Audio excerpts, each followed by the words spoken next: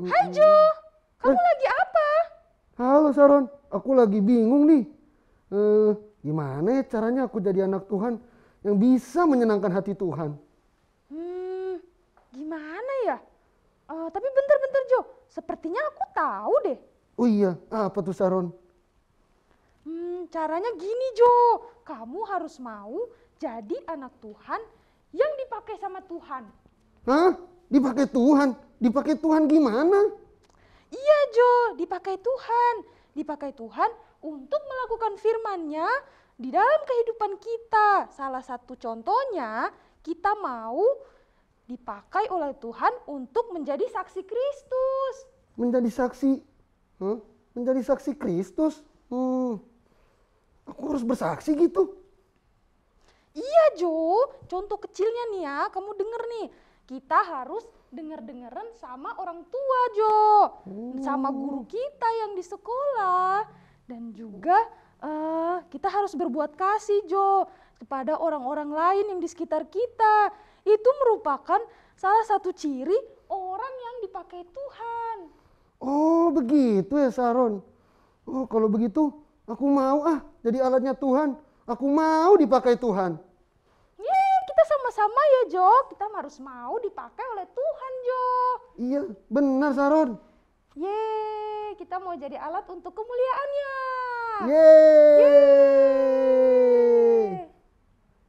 Teman-teman, mari kita berdoa. Tuhan Yesus, terima kasih untuk kebaikan-Mu dan pertolongan Tuhan hingga saat ini. Saat ini kami akan memulaikan ibadah sekolah minggu kami. Tuhan tolong berkati ibadah sekolah minggu ini dari pemulaan sampai akhirnya supaya dapat berjalan dengan lancar. Di dalam nama Tuhan Yesus Kristus kami berdoa. Haleluya, amin. Selamat pagi adik-adik, apa kabar? Pasti baik, luar biasa, yes. Puji Tuhan kalau kita semua dalam keadaan baik-baik saja. Puji Tuhan, Kalita dan adik-adik di rumah perhatikan gak nih? Tadi panggung boneka bercerita tentang apa? Wah, Kalita perhatikan, adik-adik di rumah perhatiin juga kan ya? Ceritanya tentang anak Tuhan harus mau dipakai oleh Tuhan. Nah, bagaimana dengan kita nih adik-adik? Kalau kita mengasihi Tuhan, pasti mau dipakai oleh Tuhan. Nah, adik-adik yang di rumah mengasihi Tuhan kan ya? Ayo angkat tangannya, siapa yang mengasihi Tuhan? Puji Tuhan. Puji Tuhan, kalau kita mengasihi Tuhan, kita mau dipakai oleh Tuhan, kita akan menjadi alatnya Tuhan. Nah, Kak Vina, ada satu lagu nih Kak, Aku Cinta Yesus. Adik-adik yang di rumah, kita nyanyi sama-sama ya lagu pujian ini ya. Ayo sama-sama kita bangkit berdiri. Kita Semangat nyanyi ya. pujian sukacita. Ayo adik-adik semangat. Haleluya. Ingat, kita nyanyi pujian ini dengan sukacita karena kita mengasihi Tuhan. Haleluya, haleluya. Puji Tuhan, puji Tuhan. Haleluya, haleluya. Puji Tuhan. Haleluya, haleluya. Puji Tuhan, puji Tuhan.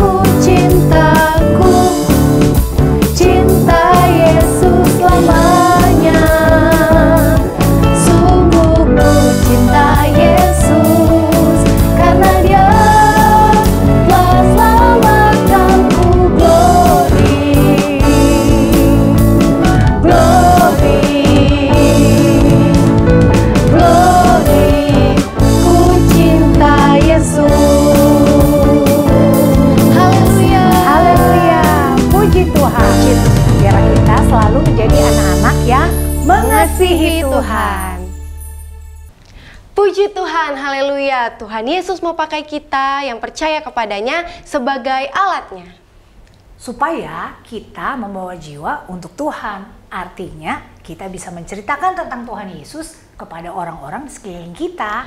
Adik-adik juga bisa menjadi teladan, lebih dahulu melakukan kebaikan agar mereka dapat melakukan kebaikan seperti yang adik-adik lakukan. Nah, Kak Vina, ada satu lagu pujian nih, judulnya Jadilah Garam, Jadilah Terang.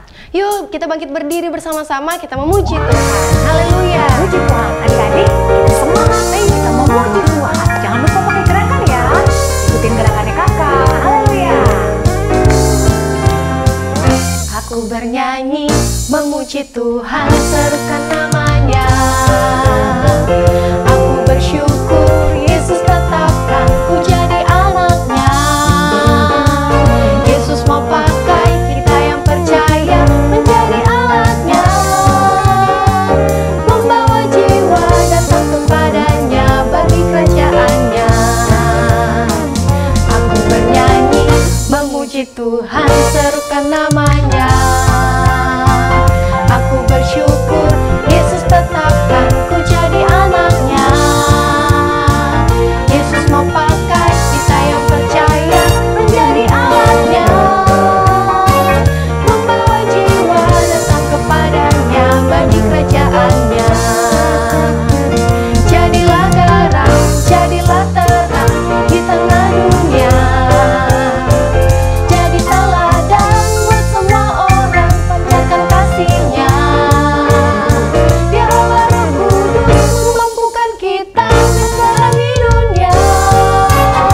Menjadi saksi Kristus, sekali Yesus, Dia tetap Yesus. Haleluya. Jadi kita menyanyi memuji Tuhan. Pujian ini dari awal ya. Haleluya. Aku bernyanyi, memuji Tuhan, serukan namanya.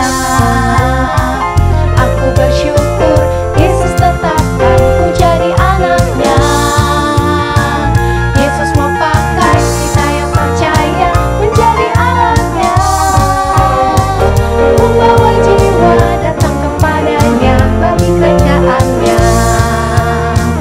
Jadilah garam, jadilah terang di tengah dunia. Jadi teladan buat semua orang, pancarkan kasih-Nya.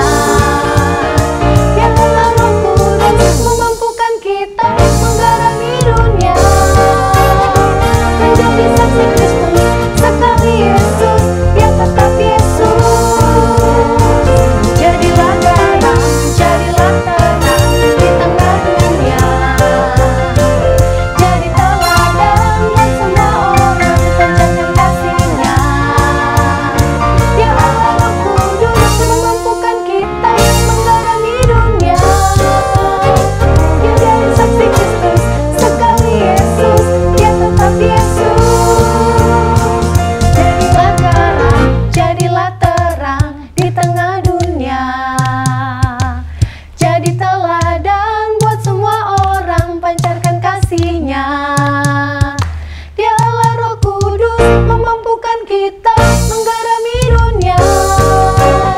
Menjadi saksi Kristus, sekali Yesus, Dia tetap Yesus. Menjadi saksi Kristus, sekali Yesus, Dia tetap Yesus. Menjadi saksi Kristus, sekali Yesus, Dia tetap Yesus. Haleluya, sekali Yesus dan tetap Yesus.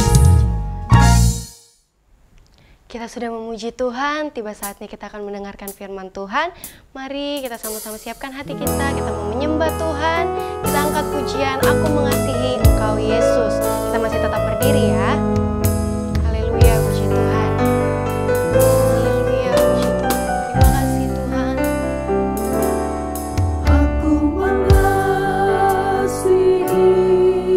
Engkau Yesus dengan segenap hatiku.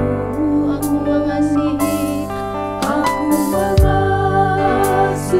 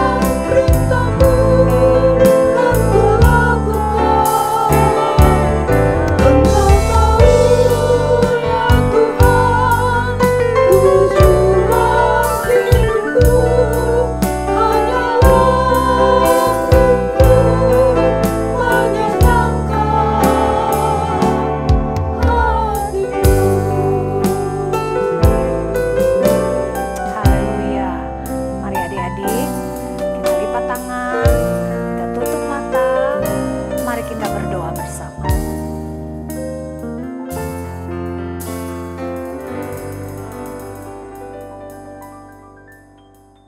Teman-teman, mari kita berdoa.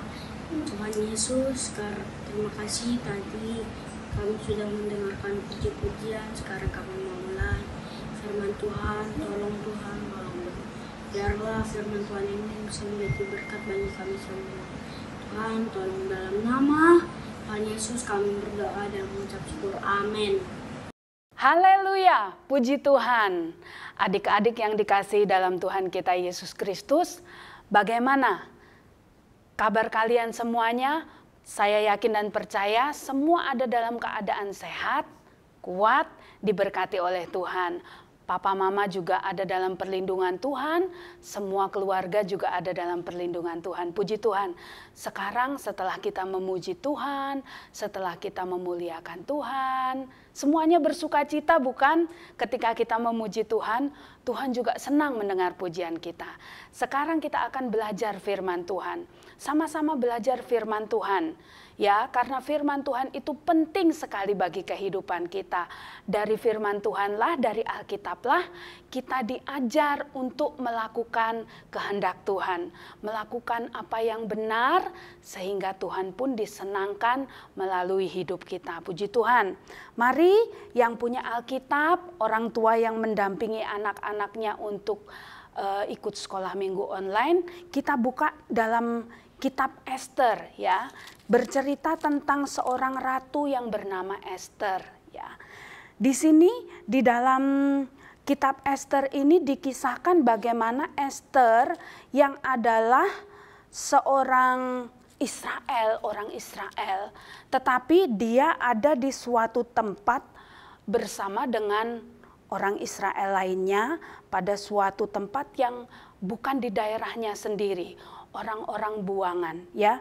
Di dalam Ester pasal yang pertama di situ dikatakan bahwa pada zaman Ahasweros, dialah Ahasweros yang merajai 127 daerah mulai dari India sampai ke Ethiopia. Pada zaman itu, ketika Raja Ahasweros bersemayam di atas tahta kerajaannya di dalam benteng Susan, pada tahun yang ketiga dalam pemerintahannya, diadakanlah oleh Baginda perjamuan bagi semua pembesar dan pegawainya, tentara Persia dan Media, kaum bangsawan dan pembesar daerah hadir di hadapan Baginda. Jadi banyak sekali dikisahkan di dalam kitab Ester ini orang-orang buangan termasuk Ester. Nah, kalau kita belajar mulai dari pasal yang pertama, kalau kita baca pasal ini, waduh panjang sekali. Tetapi di rumah kita bisa minta mama sama papa untuk membacakannya bagi kita. Di dalam pasal yang pertama, pasal yang kedua, di situ diceritakan atau dikisahkan tentang Raja Ahasweros ini. Ya, Raja Ahasweros ini, bangsa Israel itu ada di dalam pemerintahan Raja Persia. Ya. Raja Ahasweros ini mempunyai seorang ratu yang bernama Ratu Wasti. Nah, tadi di dalam ayat yang sudah kita baca, dalam pasal yang pertama ayat ketiga tadi dikatakan bahwa Raja Ahasweros ini mengadakan pesta. Tetapi Ratu Wasti pun mengadakan pesta. Pesta yang diadakan oleh Ratu Wasti adalah pesta bagi seluruh kaum perempuan, ya. Di dalam ayatnya yang ke-9 dari Ester pasal yang pertama, Ratu Wasti ini mengadakan perjamuan bagi semua perempuan dalam istana Raja Ahasweros, ya. Raja mengadakan pesta, Ratu Wasti mengadakan pesta. Nah, pada waktu pesta itulah hati raja senang sekali, sehingga dia meminta Ratu Wasti untuk datang menghadap kepadanya. Tapi apa yang terjadi adik-adik? Ratu Wasti ini tidak mau, dia tidak taat kepada perintah raja. Raja minta Ratu Wasti datang, tetapi dia tidak mau datang. Dia tidak mau memenuhi keinginan raja. Akhirnya raja pun marah sekali kepada Ratu Wasti.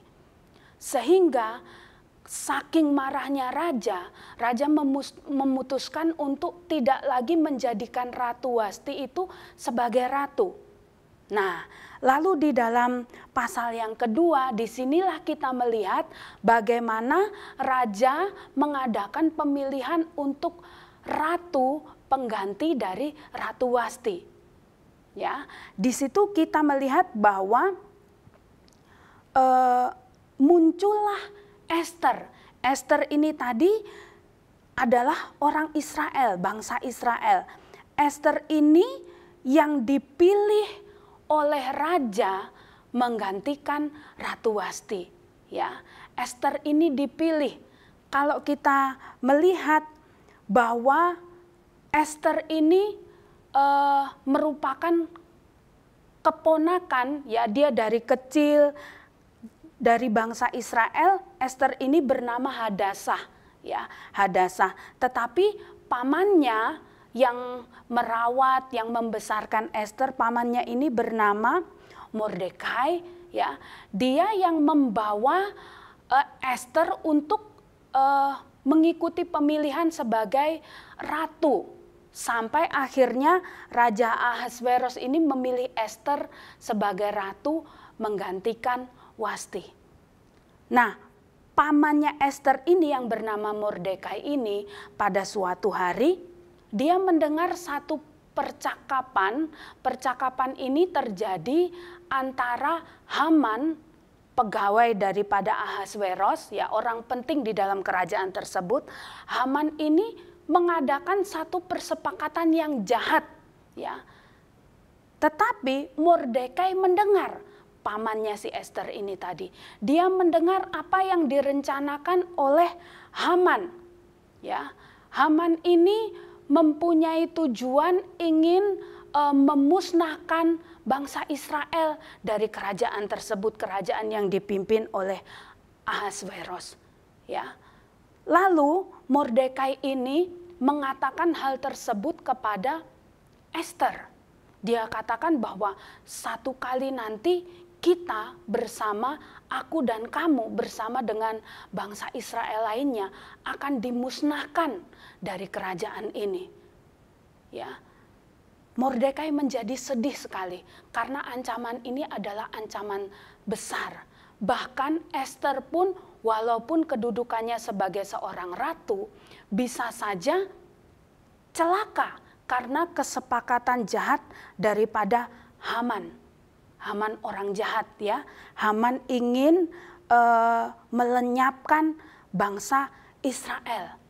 Tetapi apa yang dilakukan oleh Mordekai dan Ester? Mereka berdoa.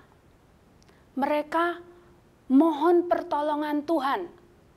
Mereka berpuasa, ya. Mereka berpuasa selama 3 hari 3 malam. Bukan hanya Mordekai, bukan hanya Ester, tetapi dayang-dayang daripada Ester pun melakukan puasa. Bahkan seluruh orang Israel yang ada di dalam kerajaan tersebut, mereka merendahkan diri. Mereka berpuasa, mohon petunjuk, mohon pertolongan daripada Tuhan. Karena pada waktu itu ada satu peraturan, ya, ada satu peraturan yang ditujukan kepada seluruh rakyat bahwa siapapun tanpa dipanggil oleh raja itu tidak boleh menghadap raja dengan seenaknya. Nah, pada waktu itu Ester berencana untuk menghadap raja, untuk mengungkapkan apa yang menjadi keinginannya agar supaya bangsa Israel ini selamat dan mengatakan kepada raja tentang rencana buruk daripada si Haman ini tadi. Maka dari itu Mordekai dan Ester dan seluruh orang Israel mereka berdoa. Mereka mohon pertolongan daripada Tuhan. Nah, tiba waktunya Ester menghadap kepada raja. Yang tadinya ada peraturan bahwa tidak ada seorang pun yang selamat kalau raja tidak berkenan untuk ditemui.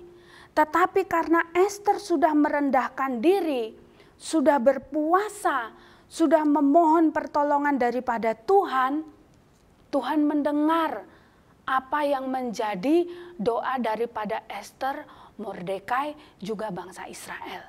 Ya, sehingga ketika Ester ini menghadap raja, raja berkenan. Ya, dia mengulurkan tongkatnya kepada Ester. Dia berkenan untuk menerima Ester. Sehingga raja mengatakan kepada Ester, apa yang menjadi keinginanmu? Ya. Lalu Ester mengatakan kepada raja, dia menceritakan kepada raja masalahnya. Masalahnya adalah bahwa ada orang yang bersepakat untuk melenyapkan bangsa Israel. Ya. Dia mengatakan kepada raja. Akhirnya raja pun memberikan jalan keluar, ya, mengabulkan apa yang menjadi permohonan daripada Ester. Ester mengatakan kepada raja bahwa Haman ini orang jahat. Haman ini berusaha untuk mencelakainya bersama dengan orang-orang Israel. Ya, sehingga ketika raja mendengar hal tersebut, ya, mendengar bahwa Haman memiliki rencana yang jahat, Haman bersama keluarganya inilah yang dihukum. Sedangkan Mordekai, Ester selamat. Ya, Ester mengambil satu sikap, satu keputusan, walaupun resikonya sangat besar, adik-adik ya. Resikonya sangat besar. Tapi dia mau mengambil keputusan tersebut. Karena dia tahu bahwa Tuhan tidak pernah meninggalkannya. Tuhan akan selalu menolongnya. Orang-orang yang mau berdoa, orang-orang yang mau merendahkan diri, orang-orang yang percaya kepada pertolongan Tuhan, itulah Tuhan mendengar doanya. Ya, sehingga Mordekai selamat, Ester selamat, orang-orang Israel pun selamat. Tidak ada pemusnahan bagi orang Israel. Ya, itu karena pertolongan Tuhan. Kalau Ester memiliki sikap yang demikian, apalagi Tuhan kita, Tuhan Yesus Kristus.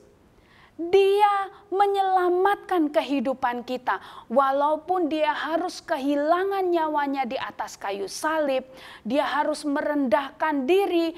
Yesus yang orang tidak berdosa dijadikan berdosa. Yesus terima semuanya itu. Untuk apa adik-adik? Untuk menyelamatkan kita semua. Jadi kita harus bersyukur, kita harus percaya kepada Tuhan, kita harus berterima kasih kepada Tuhan. Sama seperti Ester dan Paman Mordekai, kita pun kalau memiliki masalah, kalau sakit, kalau ada persoalan, kalau ada kesusahan, datang kepada Tuhan. Tuhan pasti akan menolong kehidupan kita. Coba kita membaca di dalam Ester pasalnya yang keempat, ayatnya yang ke-14. Ester pasalnya yang keempat, ayatnya yang ke-14. Ini adalah ayat hafalan kita. Kita baca bersama-sama ya. Ester pasal 4 ayat yang ke-14. Sebab sekalipun engkau pada saat ini berdiam diri saja, bagi orang Yahudi akan timbul juga pertolongan dan kelepasan dari pihak lain. Puji Tuhan, puji Tuhan. Tuhan menolong kita semua. Kita tidak akan lupakan kebaikan Tuhan dalam kehidupan kita. Dia yang sudah mati, dia yang sudah bangkit, dia yang sudah mengaruniakan keselamatan kepada kita. Patutlah kita untuk bersyukur, selalu memuji dan menyembah Tuhan. Mari lipat tangan semuanya adik-adik, kita akan berdoa. Haleluya, haleluya. Bapa kami di dalam sorga, Bapa yang kami panggil, kami sembah di dalam nama Tuhan kami Yesus Kristus. Kami bersyukur saat ini kembali firman Tuhan mengajar kepada kami untuk kami percaya kepada Engkau. Percaya kepada pertolongan-Mu ya Tuhan. Percaya kepada Tuhan yang sudah menyelamatkan kehidupan kami. Tolong kami Tuhan, walaupun kami masih kecil, tetapi Tuhan ajar kami agar dalam setiap keputusan dalam hidup kami mengambilnya sesuai dengan kehendak Tuhan. kami mengutamakan Tuhan dalam kehidupan kami. Tolong kami supaya kami dapat bertumbuh dalam pengenalan akan Engkau, menjadi anak-anak yang setia, yang menyenangkan hati Tuhan. Berkati orang tua kami, berkati seluruh keluarga kami, guru-guru kami pun, gembala kami, semuanya Tuhan berkati. Terima kasih Tuhan untuk kebaikan-Mu, terima kasih untuk firman-Mu, ajar kami untuk taat selalu. Di dalam nama Tuhan kami Yesus Kristus, kami sudah berdoa mengucap syukur. Haleluya, amin. Hai adik-adik, selamat hari Minggu, selamat tahun baru adik-adik semua. Puji Tuhan kalau kita masih boleh beribadah dan mendengarkan firman Tuhan ya pada hari ini. Nah sekarang kembali lagi bersama Kakak Vicky. Kakak Vicky mau ajak kita untuk berkreativitas dan minggu ini Kakak Vicky mau bikin mahkota. Tapi adik-adik harus siapin dulu bahan-bahannya. Adik-adik harus siapin kertas buffalo. Kemudian ada spidol. Terus ada lem. Dan ada gunting. Untuk guntingnya adik-adik boleh pilih gunting yang biasa atau kayak Kakak Vicky nih. Kakak Vicky punya yang bergerigi. Nah sekarang kita mulai ya kreativitasnya. Pertama, adik-adik harus ambil satu kertas buffalo, warnanya apa aja, bebas. Terus adik-adik lipat jadi 2 bagian.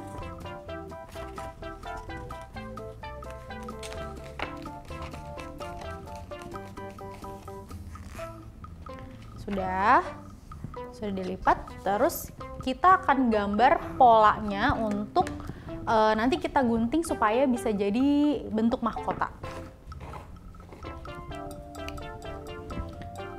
Adik-adik ambil aja dari sini, terus naik, turun, naik, turun. Ya, kalau udah, adik-adik gunting. Nah, kalau Kakak Vicky maunya pakai gunting yang bergerigi. Nah adik-adik hati-hati ya nanti pegang guntingnya. Adik-adik juga boleh loh minta tolong mama papanya untuk bantuin adik-adik gunting.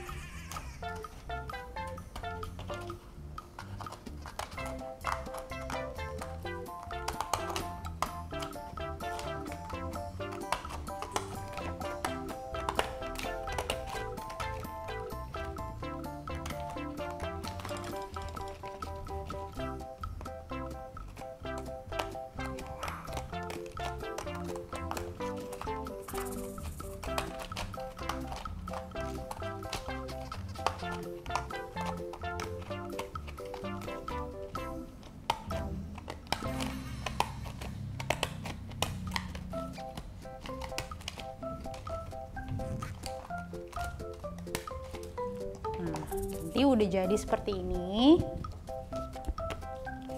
kita akan gunting di tengah-tengahnya supaya nanti kita bisa jadi satu, kita jadiin mahkota.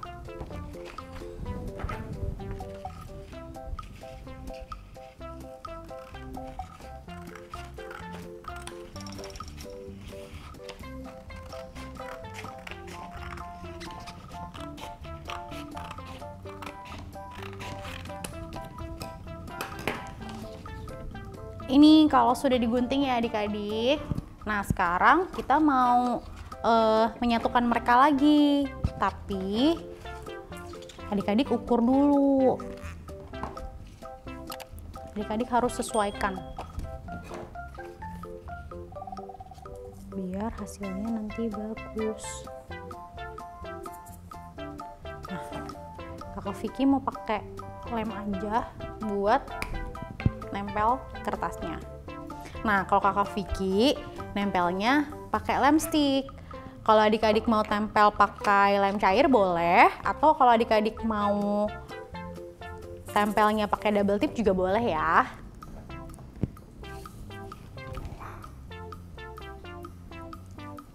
Tempel. Nah, adik-adik harus pastiin nih kalau kertasnya udah bener-bener nempel, biar nanti bisa dipakai mahkotanya ya. Kayak gini. Nah, kalau udah, adik-adik ukur di kepala. Ukuran kepalanya adik-adik. Kalau adik-adik udah bisa pasin mahkotanya, nanti adik-adik lem ke dua sisi ujungnya ini. Nih, Kakak Vicky ukur dulu ya.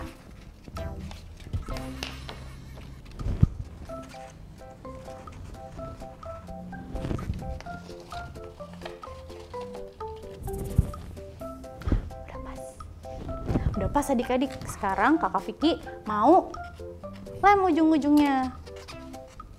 Kalau misalkan ada bagian yang kelebihan kertasnya, adik-adik nanti rapiin aja ya, adik-adik gunting.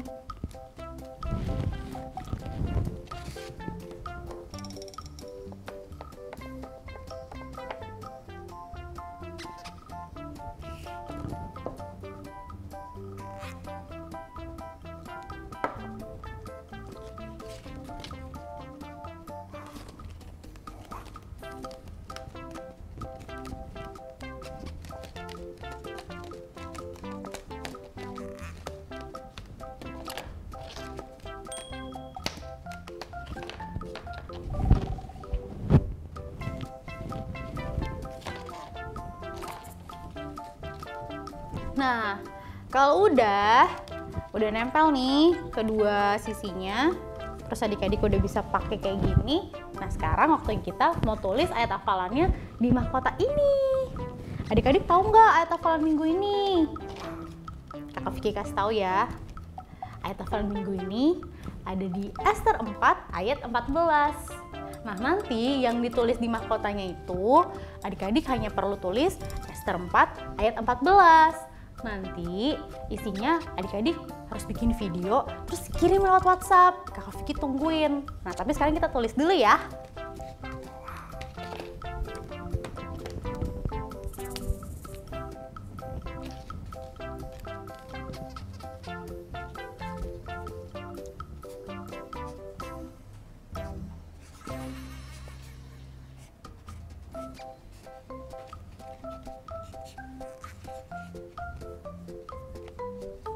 Ester 4 ayat 14.